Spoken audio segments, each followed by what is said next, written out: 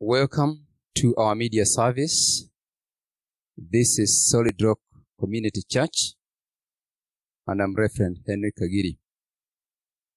I want to welcome you to our service this morning, that God will minister to all of us. You speak to us, and be blessed. I want us to start with a word of prayer. Heavenly Father, in the name of Jesus Christ, we come before thy presence this morning, thanking you, dear Lord, for this far that you have taken us.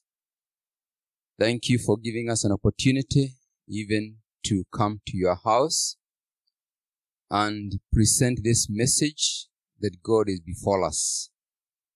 Dear Father, it is by your grace and your mercies. You've been with us throughout the week. You've been there, dear Father, as we have sought your face in many areas of our lives. You provided for our needs.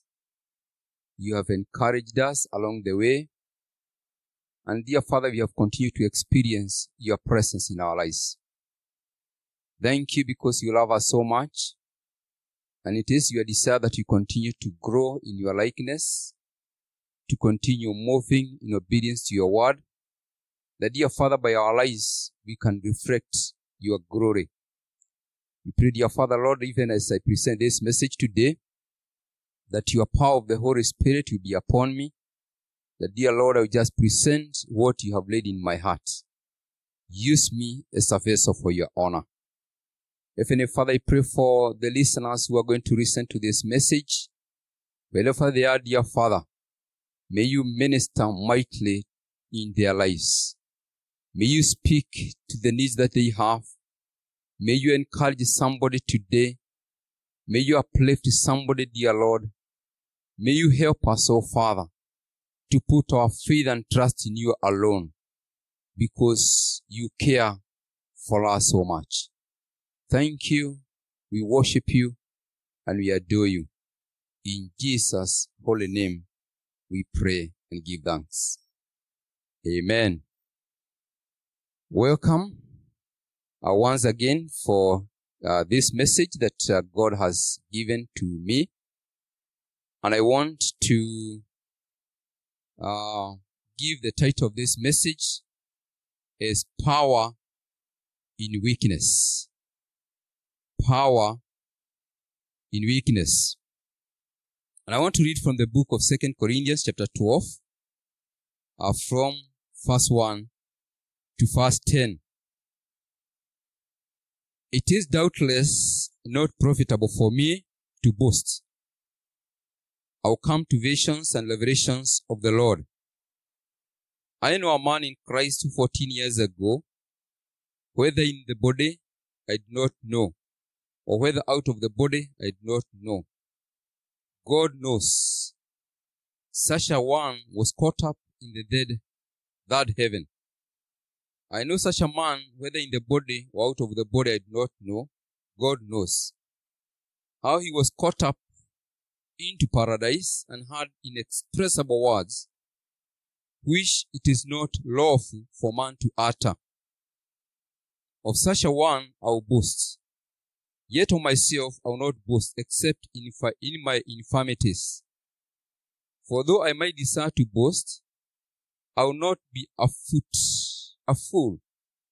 For I will speak the truth, but I refrain, lest anyone should think of me above what he sees me to be or hear from me.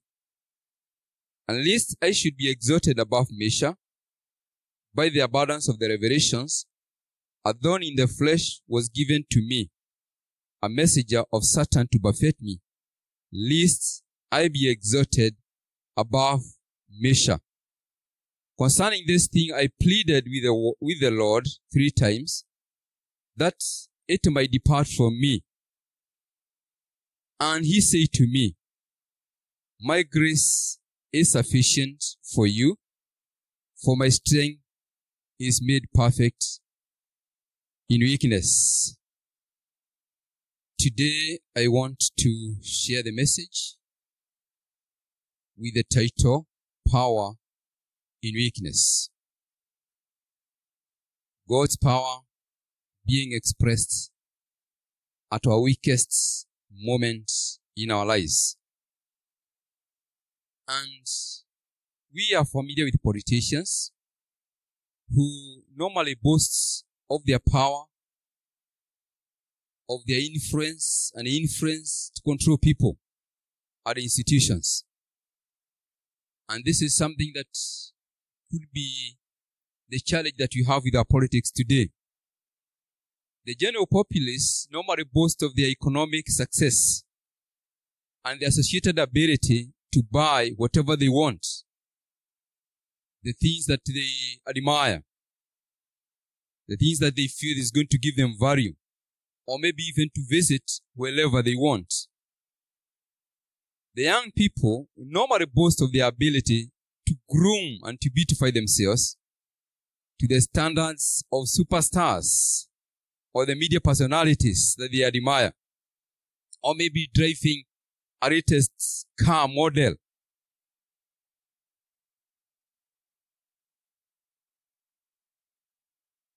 Paul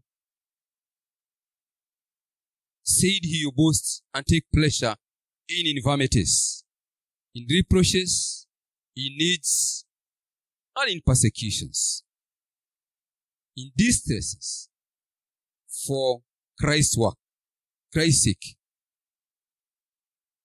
Not for his sake, but for Christ's sake. You know, it is possible sometimes that we boast or we glory in our weaknesses sometimes. We admire or we seek after feelings of weaknesses when we are needy. Sometimes it would make us feel that we can be able to attract attention. But Paul, as we are reading in this passage, he took pleasure in reproaches, in needs, in persecutions for the sake of Christ. That out of all that he was going through, his joy was that Christ would be glorified. And glorying in our infirmities is something that is nobler or more value than merely submitting to them. Particularly when we see our weaknesses or in our challenges that we go through as divine appointments. That in the process of going through those infirmities, when we see the end product, that God is going to receive glory, this is something that we can glory in. It is common for Christian workers to find gladness in their gifts. Sometimes we are here doing the work of God, serving God in one particular area or another, and out of it, we find we are glad in those things that we are doing, and we feel to have gladness in our weaknesses, in the areas that we don't measure up, in the areas that, yes, we can't perform in a way that we would feel that you are on top of it. In our infirmities, we feel to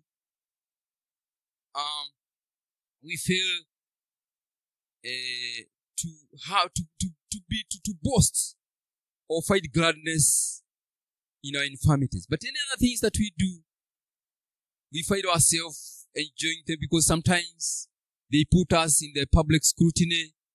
We can be seen. There's something that we can do that maybe others can see the goodness of what we are doing. And as we are reading in this passage, one thing that we can actually be able to see is Paul, he had revelations. God revealed to him things that he could not even be able to express. And the Bible talks in verse 7 that he was exhorted that least I should be exalted above measure by the abundance of the revelations. So there was abundance of revelations. He was able to hear things or see things God revealed to him that were in abundance, that were special. And he continued to say that for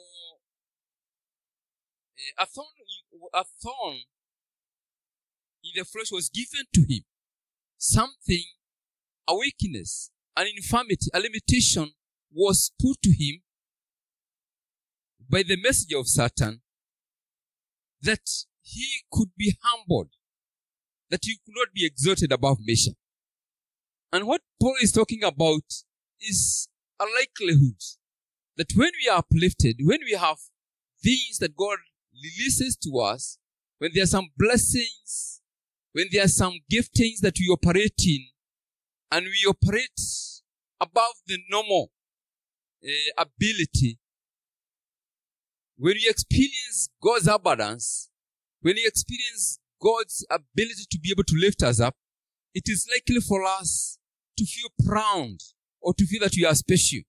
But Paul is saying that so that he could not be exalted above measure, God permitted Satan to inflict him with a thorn in his flesh. And in verse 8, the Bible says that he is continued to plead with God. He said 3 times that this thorn could depart from him. This affliction could depart from him. And it's quite in order when we are going through issues. We see God's will. We see God's deliverance. It's quite in order. Until God comes, you come to a point whereby God ministers to us and gives us his word concerning the situation that we are going through. Here the Bible says that he pleaded 3 times. He sought God that he could lift that burden, that a thorn in his flesh could be removed from him. 3 times he prayed to God. And God, in verse 9, he gave him this response. Verse 9, the Bible says that he said to me, my grace is sufficient for you, for my strength is made perfect in weakness. Therefore, most gladly, I would rather boast in my infirmities than the power of Christ, that the power of Christ may rest upon me.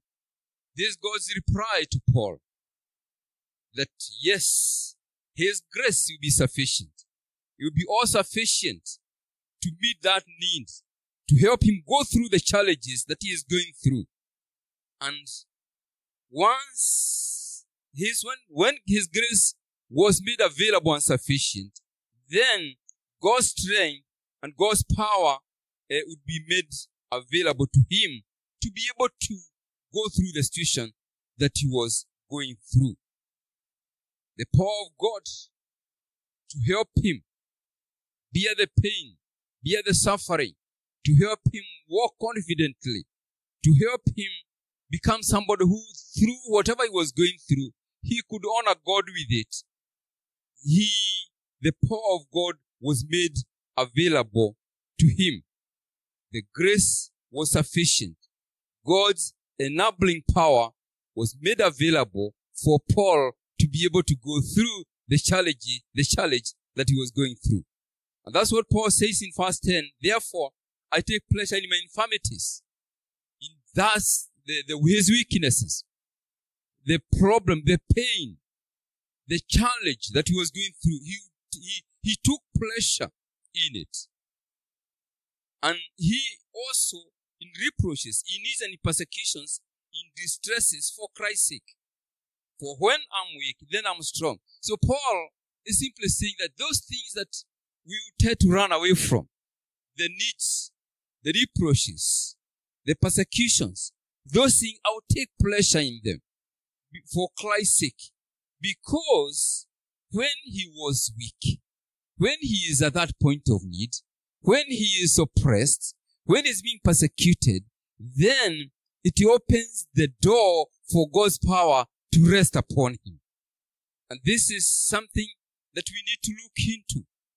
How do we respond when challenges, when persecutions, when infirmities come upon us? when needs are upon us, when reproaches, when things are not working right, going right in our lives, how do we react? How do we react? Do we allow the grace of God to be upon us? Do we allow for God to release His power, to God's enabling power to be available, that we can go through the challenge, and through it, God is honored as we go through it? I would like us to look at situations in our lives that we tell that we need the grace of God to go through them. We need God's intervention. We need God's power to be available to us. And one of the situations that we are likely to encounter is in the face of slander.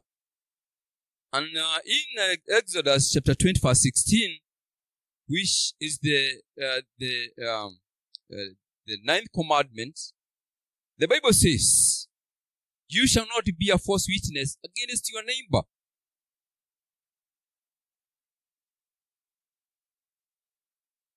And of the 10 commandments, this is one of the most commandments that we are likely to break. And why do we do so? The reason is we break these commandments very easily because it tends to minister to our pride. When we slander other people, when we talk behind other people, and we spread negative information about them, in our own selfish interest, we tend to feel that we are better than them. We feel something that when we put ourselves in comparison to what we are talking about them, we come out better than them. And in Matthew chapter 5 verse 44, the Bible says, "But I say to you, love your enemies, bless those who curse, do good to those who hate you, and pray to those who spitefully use you and persecute you." This is what Jesus is saying in His Sermon on the Mount. And when these people who actually hate you, they slander, they backbite you, they speak ill about you, the Word of God is commanding us to love them. It's commanding us to bless them. People who speak ill about us, who we regard to be our enemies, because they are people who talk ill about us. And when you become the object of of slander rather, how can we respond as the Bible commands us? How should we react? What should we do? If we should do as God has called us to do, to love them and to bless them, then we cannot do it by our own ability.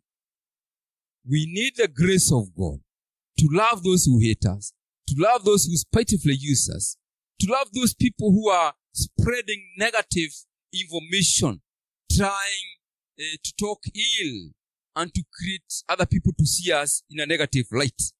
For us to be able to love them, for us to be able to bless those people, it takes the grace of God. So this is a situation when we are object of slander. It's a situation whereby we need the grace of God, the all-sufficient grace, that we can be able to respond appropriately in a way that God is going to be honored. We can be glad when we are going through this kind of persecution. We can be glad because in the process, God's power is going to be made manifest. We could not be able to respond by our own power, but God will avail to us a response that honors Him, not us. Then the other thing that would require His all-sufficient grace is when you are going through physical and emotional pain. Physical and emotional pain. These are common as we go through the normal situations of life. We are likely to get physical pain. Maybe we fall sick. Maybe we are hurt. Maybe we are wounded in our souls.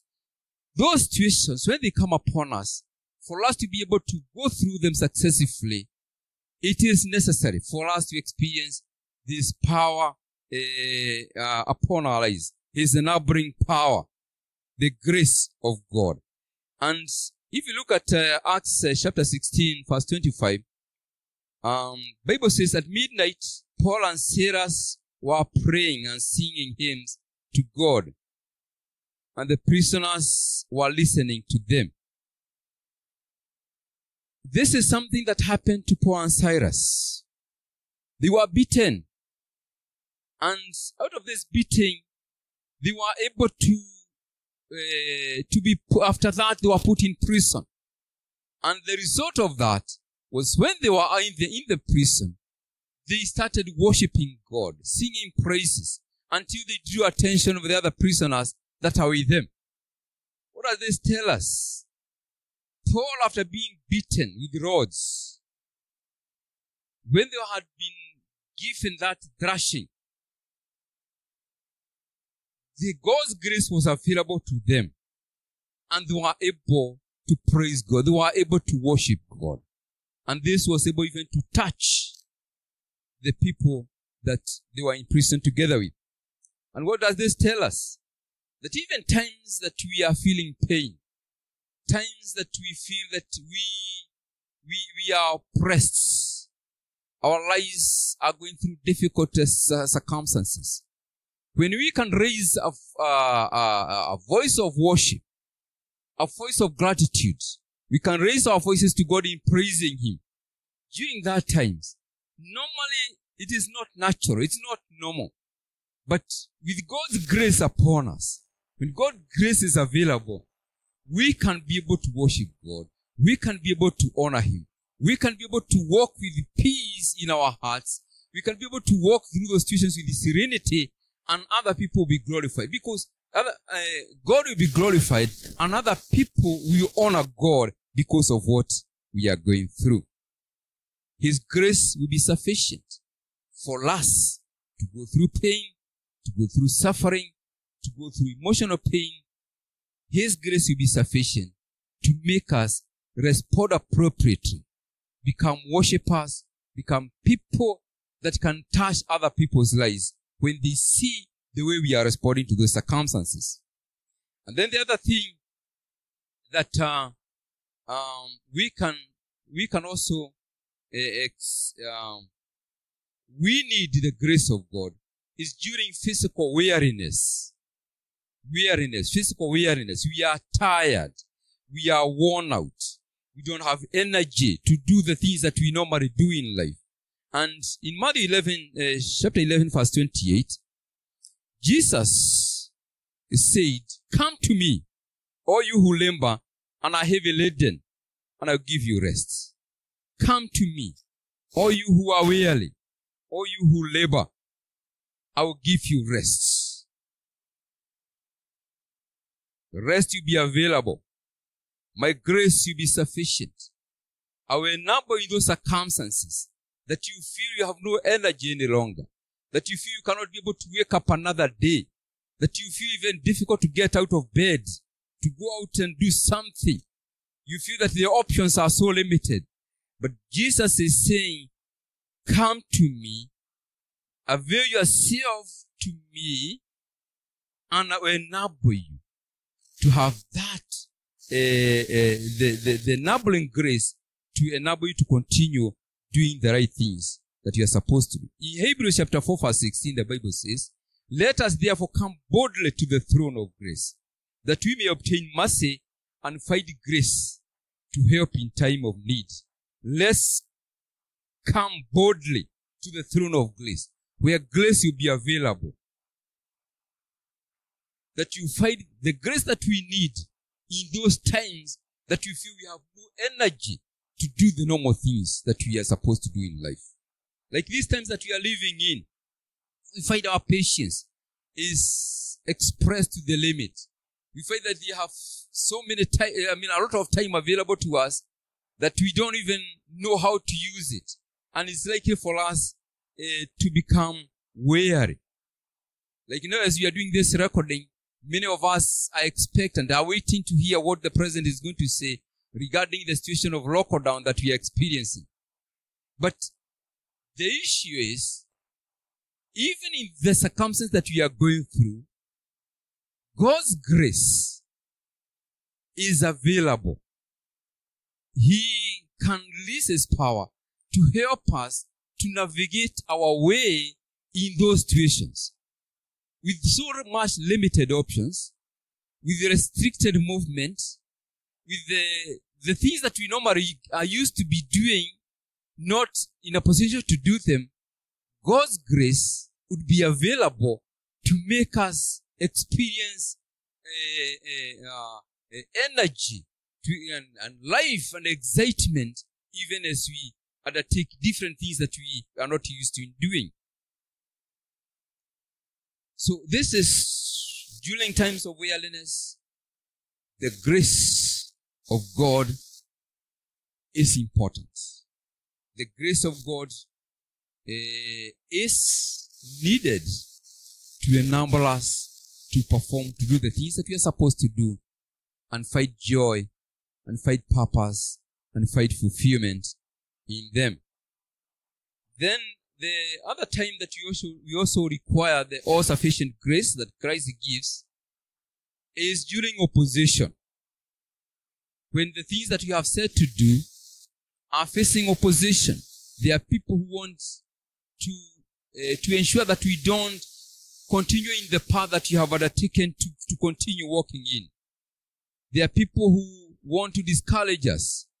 There are people who want to ensure that we don't have the energy, or we don't have the passion to continue or to do the things that we want to do. And in the Bible, in the book of Nehemiah, chapter 4, verse 9, we see the servant of God Nehemiah saying, "Nevertheless, we made our prayer to God, and because of them we set a watch against them day and night." Who are these people against them? These are the Sanballats, the Tobias, the people who are set themselves against Nehemiah as he undertook with the children of Israel to rebuild the wall of Jerusalem, the broken and the burnt gates of Jerusalem. The opposition was available. They wanted to ensure that the dignity of Jews could not be restored, and for them to have the town of their forefathers restored to its former glory. But at such a time when we are opposed to the things that we want to do, the things that deep in our hearts, this is the direction that God wants us to take, then we can respond as Nehemiah did. We can respond with prayer. We can continue to work even more harder. We can become vigilant as we work. We can continue focusing on God. This is not easy. It requires the grace of God, the all-sufficient grace. These are times the grace will be required. At a time of weakness, at a time that we are facing uncertainty, because there are forces that are working against what we want to do. And the normal tendency is to give up, is to withdraw, is to back out from what you are doing. But with the grace of God available, when the grace becomes available to us, then we can be able to see God in prayer as Nehemiah did. We can seek to get deeper into the work. We are not giving up. We just continue to even to be more committed in the work. We become vigilant. We ensure that every hole that, or every pathway that the enemy could come through, we close it up. And more important is that we focus on God, because we know He is the one who have called us to do what we are supposed to do. The Sanballats will be available. They always come. They will conspire against the best of what you want to do for God. But when the grace of God is available, in those situations, we really need that grace to make us respond appropriately. And then another time that we need the grace of God, the all-sufficient grace, is when we are going through persecution. When we are going through persecution.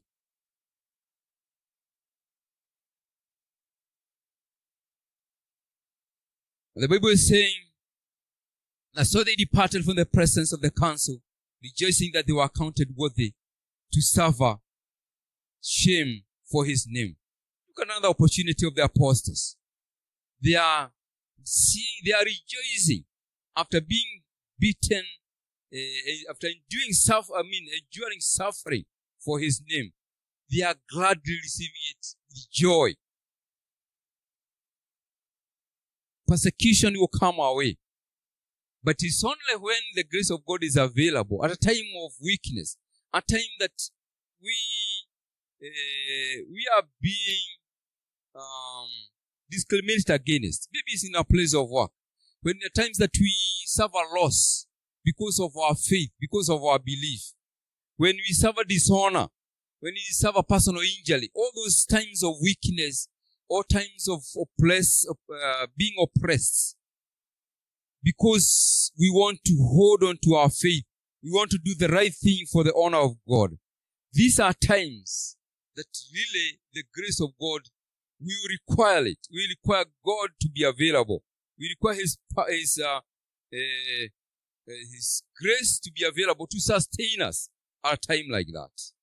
Persecution will make many people actually give up their faith. They are there in a place whereby maybe they are among the few believers available. But when persecution comes, when they suffer loss, when they are discriminated against, many people would tend to hide themselves and not face the risk of suffering loss, maybe the loss of job, maybe the loss of promotion, or other losses. This, for them to be able to stand firm and to sustain in their faith, at a time of persecution, the grace of God is required. We need His grace at a time of such weakness, so that we can be able to continue. We also need to ask ourselves, how can this power be perfected in our lives? How can this power be made available? How can it be fulfilled and be completed? That it becomes manifest in us. When His grace is available, when His grace comes upon us, how is His power perfected? In number one,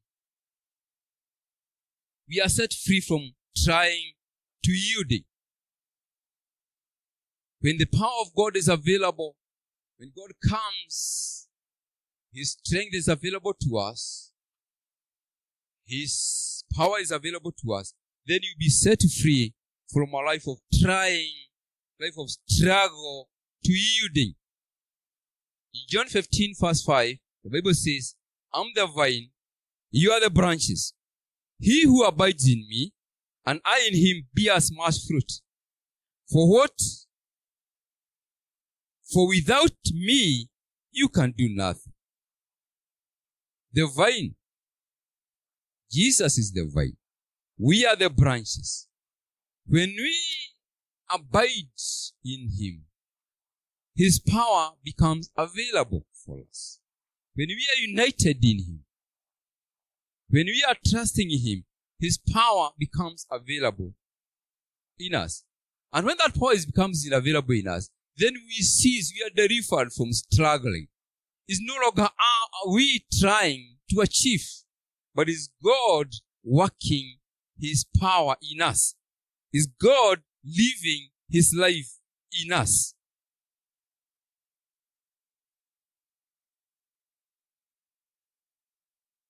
I happen to, sometimes in my day-to-day life, I have a place where normally I stay during the day, maybe as I meditate, as I read.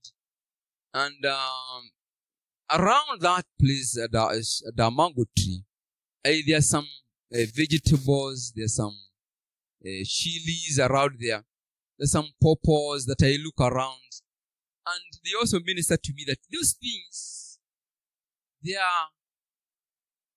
continue to give fruit, even at a time that as long as the physical conditions are right, as long as there is water, as long as there is sunshine, they don't struggle to give produce. They give fruits, and this is what a Christian should be able to do. Once we abide in the vine, in Christ, then it's no longer us it's no longer us trying to struggle to produce an effective Christian life. It is trusting in Him.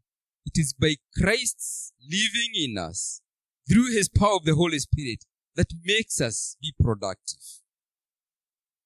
In Exodus 33 verse 14, the Bible says, this is a God speaking to Moses, to the children of Israel through Moses. He said, my presence will go with you, and I'll give you rest.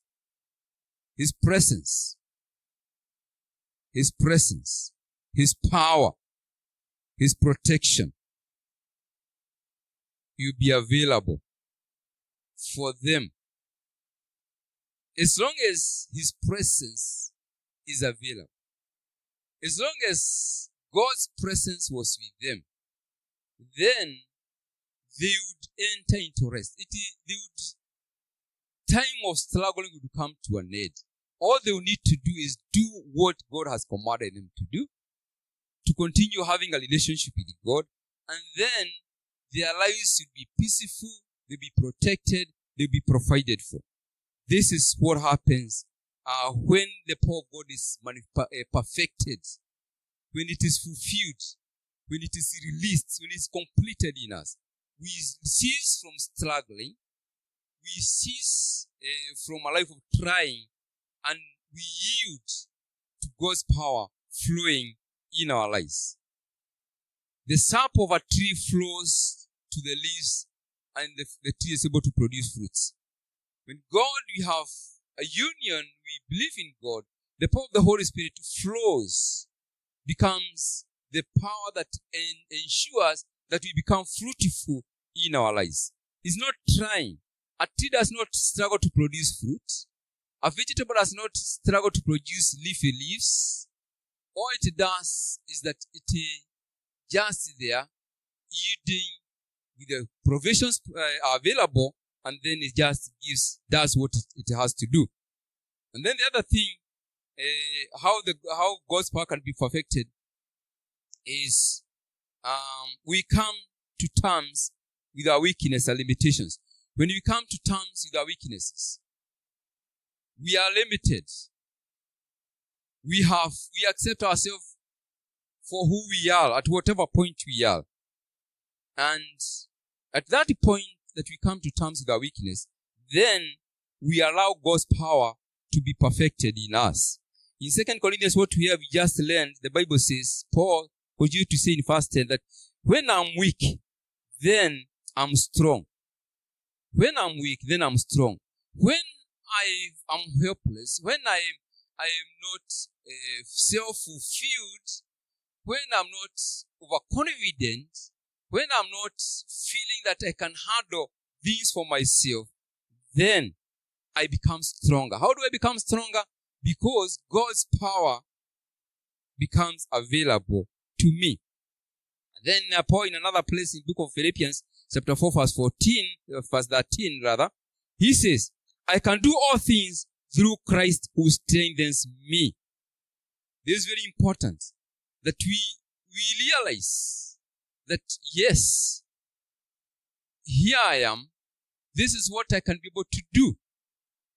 This is what I can be able to do. But I need God's power.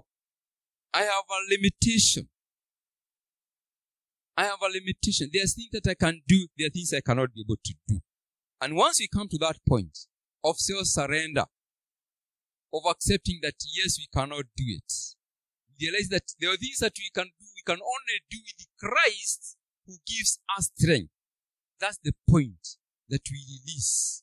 We open the doors for God's power to be made perfect in our lives. Most of us are living lives that are phony, that are not real, desperately trying to cover up our own weaknesses. Maybe it's physical weaknesses. Maybe you have some physical challenges. Maybe you have some mental challenges. Sometimes we don't come to terms with all those weaknesses. But when we come to terms, when we accept this is where we are, yes, I know my limitations. I know I cannot make it. I know I need God. That's the point whereby God's power is released. When we self-surrender to God. We realize that when we are at the lowest point in our lives, when we are at the weakest point, we know because Christ is in us, the only way we can go is to go up. We can't go down. We can't stay in that place. When we have Christ at the weakest point in our lives, the only direction we can go, because Christ's power is in us, is only to go upwards. And then the other thing, number 3, is God's power. For it to be perfected, God's power is revealed to us in new gifts and abilities that we never knew we had. God's power in us, it mines out gifts and talents that we never thought we had before. In Exodus 35, verse 30 to 31, the Bible says, and Moses said to the children of Israel, see, the Lord has called by name Bezalel, the son of Uri, the son of Hur, of the tribe of Judah, and he has filled him with the Spirit of God, in wisdom and understanding, in knowledge, and all manner of workmanship. This is God's intervention to the children of Israel, for them to be made to have skilled expertise available for them. And Moses is saying that God has already chosen somebody. God has already released a gift. The gift was still in this man, Bezalel, but through the Spirit of God, it's mined out, it's revealed. And this is what happens when God's power is available to us. There are many things that we never used to think we had. We are living at a point of weakness. We are living when we cannot do many things. We are living when times we are restricted. We are living at times and the things that we normally used to do normally, we are not doing them. And during these times, God can reveal to us things that we never used to think that we had. Gifts and talents that we never used to have. Why is that possible? Because the power, His power, is available to us. It's being perfected at the point of weakness. His power is perfected. His power is fulfilled. His power is completed and is able to dig out those things that have been hidden for so long and they have come out. We can see them. The children of Israel got the services of this man, Bezalel, through God's intervention by bringing out, by God filling him with the spirit of wisdom and understanding in knowledge and all manner of workmanship. It is possible for us, brothers and sisters, to experience the same gifting that is already in us but needs to be developed. But the catalyst to develop those gifts is the Spirit of God. When the power of God is released through His Spirit, new things come up. New things come up. I'm sure most of us, this time that we have been restricted through the COVID-19, most of us can agree that they are able to do things. There are some things that they never used to think they had interest or they could do them that they are able to do. If you look hard enough, we can see something that God is showing us. There's something you can do that you never thought that you could do. Then the other thing is, we are able to draw closer to God in our relationship. We are able to draw closer to God in our relationship. When the power of God is perfected, in the point of weakness, in the point of infirmity, then we draw closer